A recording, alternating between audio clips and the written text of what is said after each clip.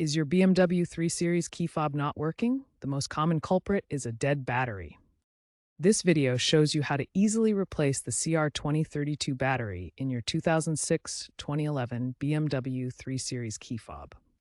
You'll need a small precision screwdriver and a new CR2032 3-volt lithium battery. Replacing the battery yourself saves money and is a straightforward DIY task.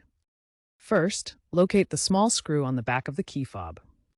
Using your screwdriver, carefully unscrew and gently pry open the case. Note the orientation of the old battery, positive side up.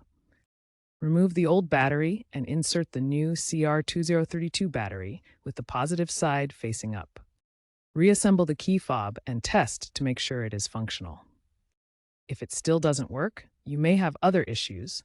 Consider looking up some YouTube videos or bringing it to a mechanic.